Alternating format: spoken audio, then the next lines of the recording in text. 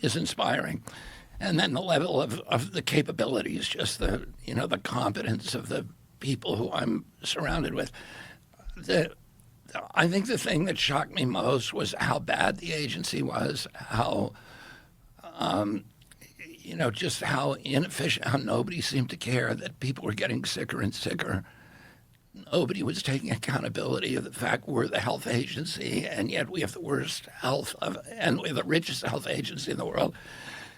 I think HHS is the sixth biggest country in the world if you look at its budget. It's got the biggest budget in the federal government, bigger than the defense budget. And yet we are absolutely miserable at what we did. I mean, we're literally presiding over this cliff where every American is where people are just 77% of American kids can't qualify for military service. And nobody's asking, why is that happening? We've gone, when I was a kid, the typical pediatrician would see one case of juvenile diabetes over a 40 or 50-year career. Today, 38% of teens are diabetic or pre-diabetic. So 1 out of every 3 kids who walks through his office door. Why isn't anybody noticing this? The autism rates have gone from 1 in 10,000 in 1970, and people knew what autism was. They knew what it looked like in 1970.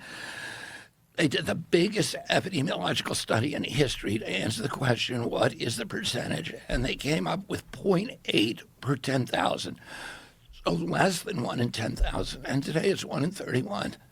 In California, it's 1 in 19 and 1 in 12.5 boys. That's crazy. We are, That's so crazy. 1 in 12.5 boys is crazy. And when my uncle was president, I was a 10-year-old boy. We spent 0 on chronic disease, 0. And today we spend $4.3 trillion a year. And it's the fastest growing item in the federal budget. And it's existential. We can't sustain it. And the Republicans and Democrats have been arguing for years about whether we do a single payer, Obamacare, this or that. It's all about throwing money. Who gets to keep the money? And we're throwing it at a system that's completely broken. It's not a health care system. Just keep getting sicker and sicker. It's like changing deck chairs on the Titanic.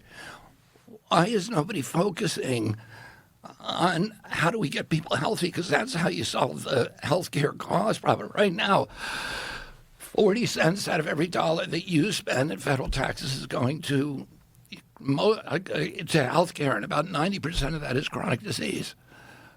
So, it's clear, and Americans don't want to be sick. They're being made sick. The obesity rates have gone from 5% in kids when I was a kid to now close to 20%. And in adults, 70% of adults are obese or overweight. That was not true when we were kids. And it's not because Americans got indolent or lazy or hungry. It's because they were being mass poisoned. And, the vested interests that are making money on everybody makes money on keeping us sick. The food companies make money on getting us sick, but pharma makes money on keeping us sick. The insurance, you would think insurance would want to keep you well, but it doesn't. It actually makes more money if more people are sick. The hospitals. Why? How does the insurance company make